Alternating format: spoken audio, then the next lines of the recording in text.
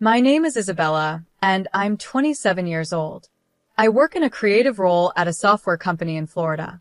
On the outside, it might look like I have an easy life, but things at home are quite messy. A year ago, my dad's company went bankrupt without warning. Since then, I had to move back to my hometown to live with my parents and my sister, Mary. Our family depends on my income to keep going. One evening, my mom started a conversation while we were sitting around. Isabella, Mary says she wants pork steaks for dinner tomorrow. I sighed quietly and replied, "Oh, and we're running out of money for groceries. We can't even afford pork. Can you help out a bit more with the food budget?" I frowned and said, "We're already out of food money, and it's not even the middle of the month yet."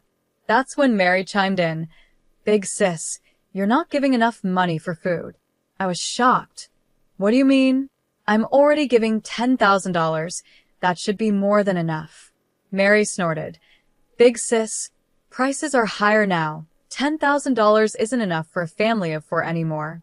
I couldn't hold back my frustration. Just $10,000? If you have a problem with it, why don't you get a job and help pay for the food yourself? Mom jumped in, taking Mary's side. "It's hard to find a job. I feel bad for Mary." I couldn't help but feel bitter. Mary uses her so-called job search as an excuse, but the truth is, she's just sitting around doing nothing. Plus, the money I give is secretly being passed to Mary as pocket money by my mom. "Enough," I finally said. "If it's so hard to manage, why don't we sell this house and move back to Grandma's hometown? Maybe we could find jobs there and life wouldn't be so tough." But Mom shut that idea down right away. "No way, I'm not going back to that town. My grandma owns a successful Italian restaurant in Miami where we could work and we'd have free pizza and pasta to eat.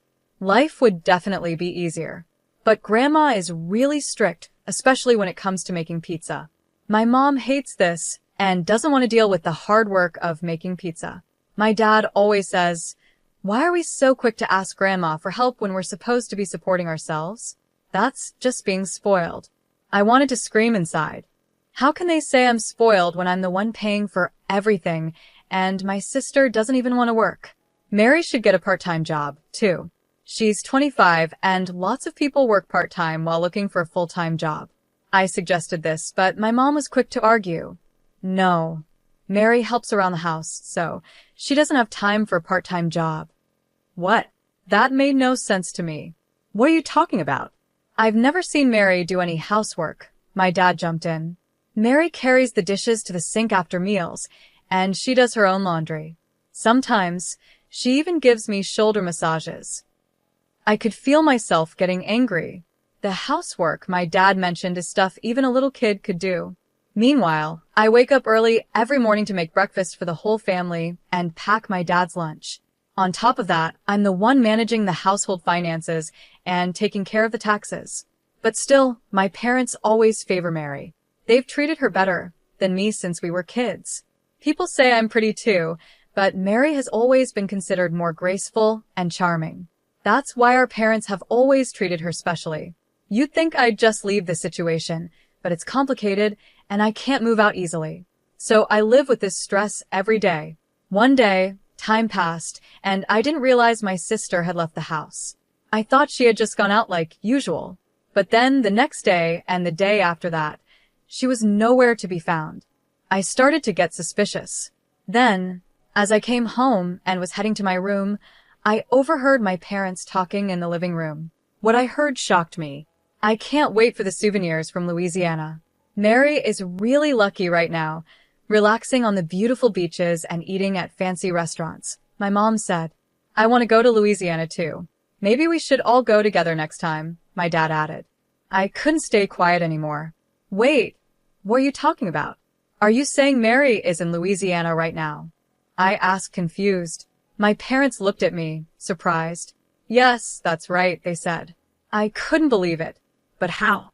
She doesn't have any money. I've even been holding back from shopping or going out to save." "Oh, she won a trip in a sweepstakes," my mom explained. "Mary's always been lucky with stuff like that." Apparently, Mary had won a trip to Louisiana, and I had no idea. Surprised, I decided to just accept their explanation for now.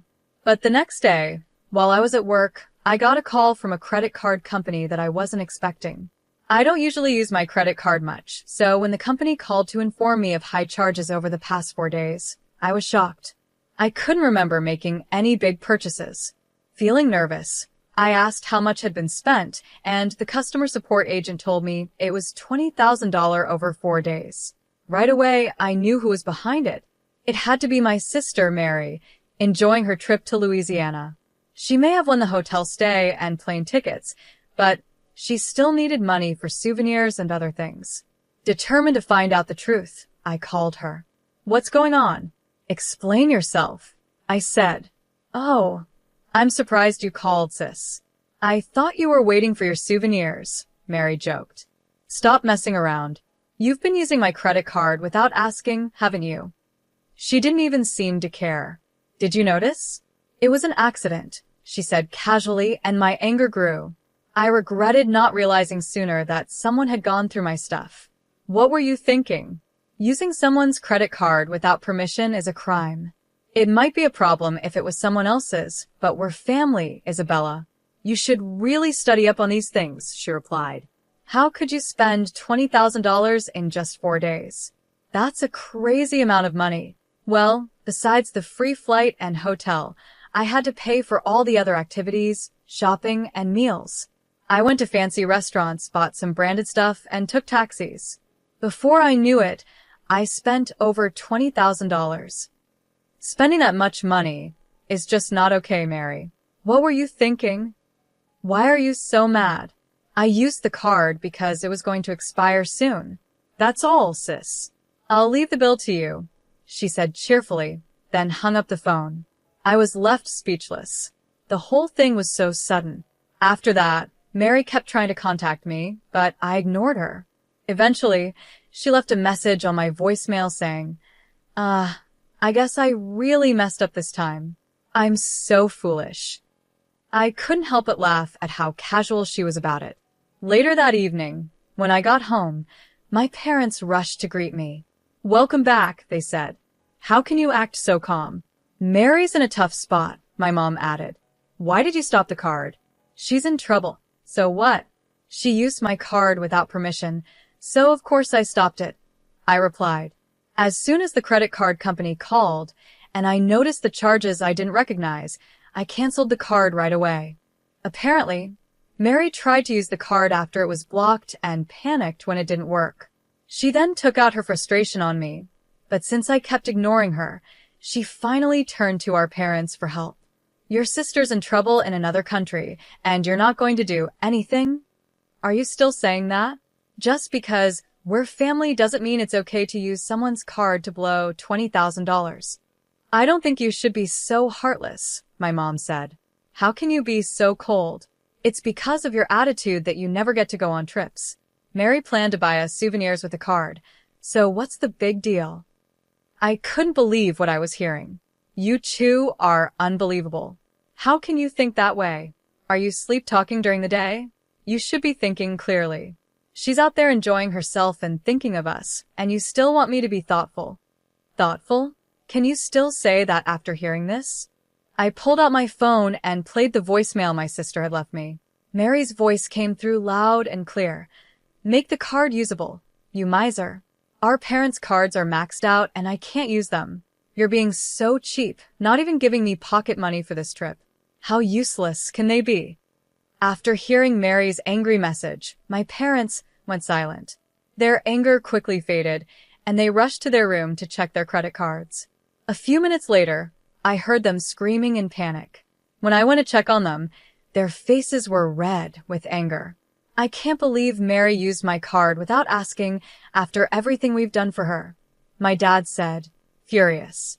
She even took the bank book and our cards. I feel so betrayed. Oh, I responded coldly.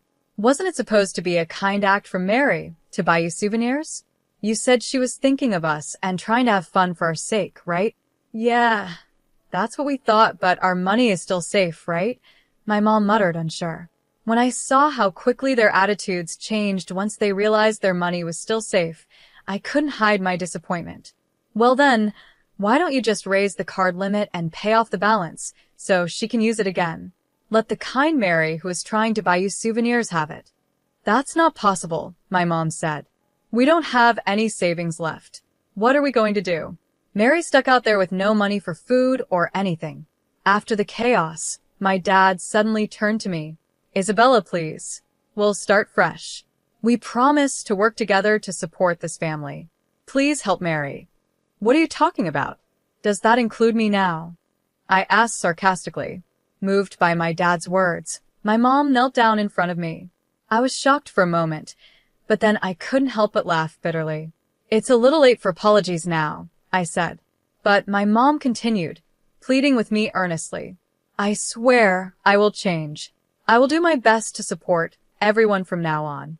I won't wrong you or her ever again. Despite everything, I couldn't stop laughing at the absurdity of the situation. As my parents went back to their room, I quietly took out my credit card, still unsure of what to do next. I had secretly discovered a credit card that still had a valid expiration date and hadn't been used. So I suggested, why don't you give this card to Mary and take a family trip together? My parents were thrilled by the idea. They immediately contacted my sister, and they all began to excitedly prepare for the trip. I even booked their flights to Louisiana online while watching them with a smile. After everything was set, I made a call to a certain number. 5 days later, when my parents and sister returned from Louisiana, Mary greeted me with, Big sis, thank you for letting us enjoy Louisiana. It's rare for you to come pick us up. Are you expecting souvenirs? Sorry, I didn't buy anything.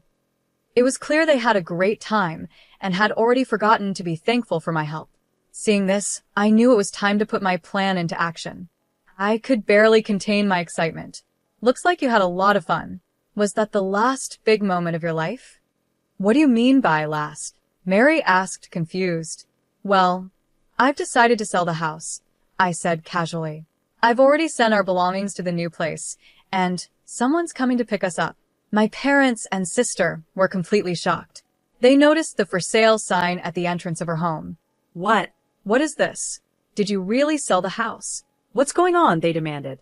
Facing their astonished faces, I explained further.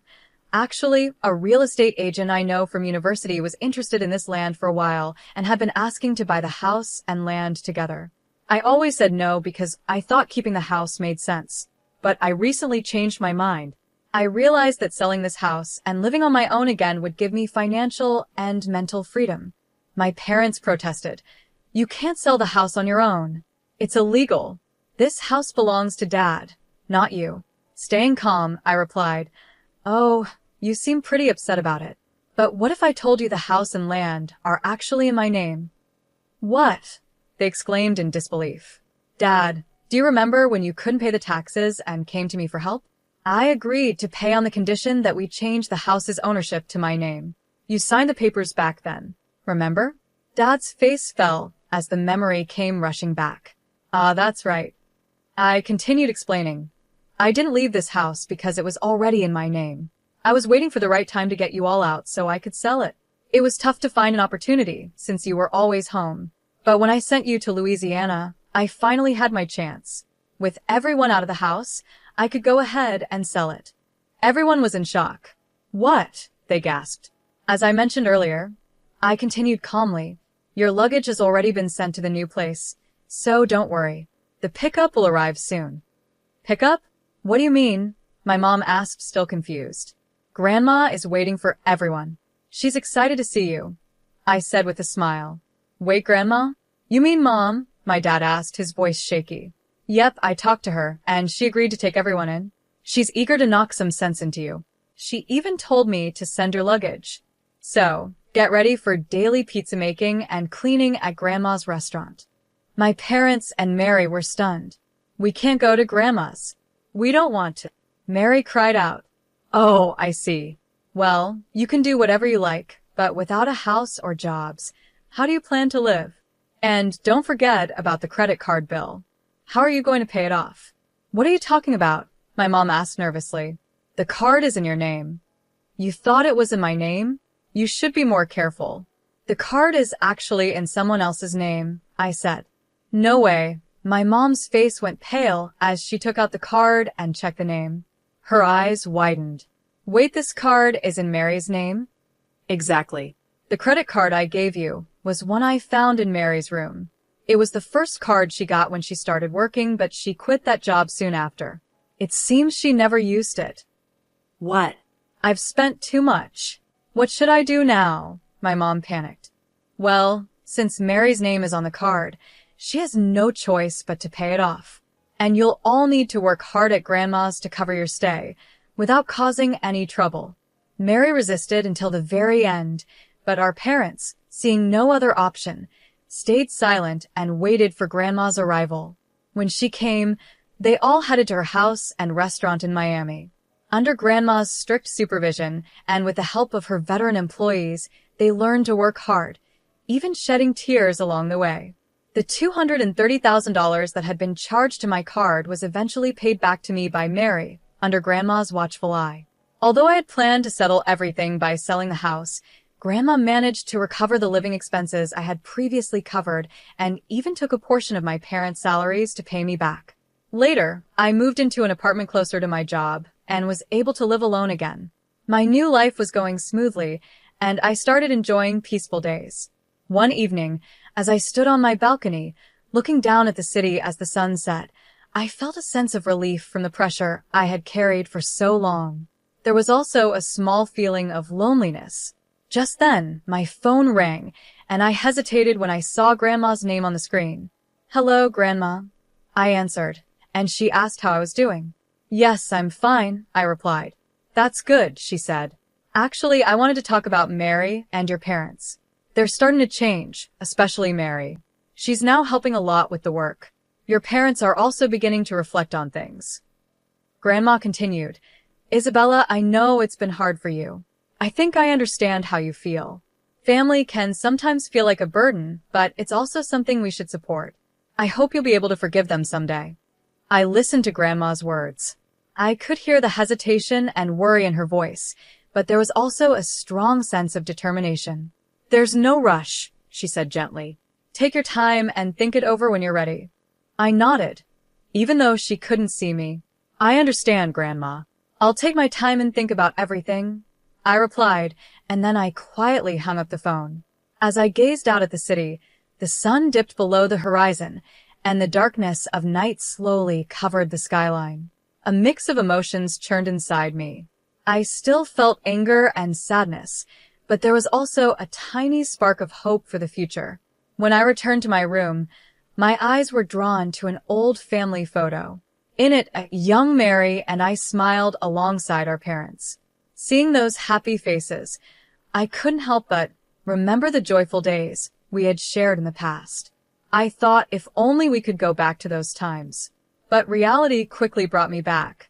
As time passed, my life began to settle into a comfortable rhythm. At work, I was given the responsibility of leading a new project, and in my personal life, I started to feel more fulfilled. One evening, after wrapping up the day's work, my phone rang again. This time, it was an unknown number. I hesitated, but decided to answer.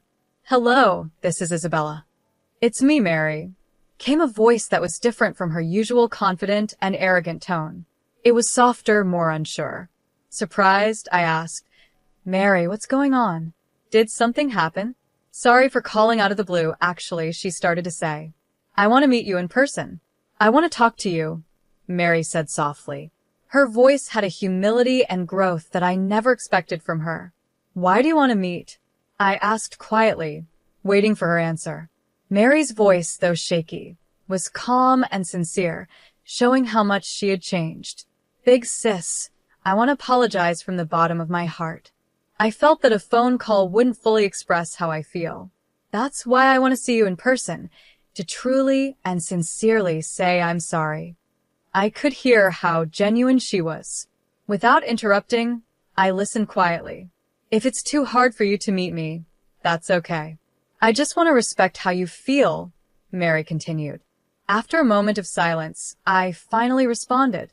All right, let's meet next Sunday at 3 p.m. at the cafe near the station. Really? That makes me so happy. Thank you, big sis, Mary replied, sounding relieved. After I hung up the phone, I took a deep breath to gather my thoughts. I wasn't sure if meeting her was the right decision, but deep down, I hoped that it might lead to something positive. On the day we were supposed to meet, I arrived at the cafe earlier than planned. As I sat there, my heart was racing, and I felt a mix of nervousness and anticipation. The clock seemed to move slowly, but eventually, the door to the cafe opened and Mary walked in. She looked different. Her face was free of makeup, her clothes were simple, and most of all, her eyes showed real change. She walked up to my table slowly and began apologizing right away. Big sis, I am truly sorry. In that moment, I could feel the change in her, and for a second, I wasn't sure how to respond. Mary, I began, but she kept talking, holding back tears. Working at Grandma's place made me realize how much I relied on you. I took you for granted all these years. I finally understand how hard it's been for you, always putting us first and never thinking about yourself. Tears streamed down her face as she reflected on her past actions and repeatedly apologized from the heart. Mary told me how much she had leaned on me before and the lessons she had learned while working at Grandma's. She opened up about her relationships with our parents and how much she had grown. I sat quietly, listening to Mary's words. With each sentence, the anger and sadness I had held onto for so long started to fade away. As she continued talking, I could feel the heavy emotions inside me begin to lift. Thank you, Mary. I've taken your words to heart, I said. After that, we spent several hours talking about different things what had been happening in our lives and the challenges we were facing. This open conversation felt like an important step in rebuilding our relationship. As we were about to leave, Mary handed me an envelope full of gratitude. Inside was money she had earned by working hard at Grandma's house. This is just the beginning, but I'll keep doing my best, she said. As I took the envelope, I could feel how much she had grown, and it warmed my heart. Months later, I visited Grandma's house again and met my parents there. This time, they gave me sincere apologies, and I could see they had changed just like Mary.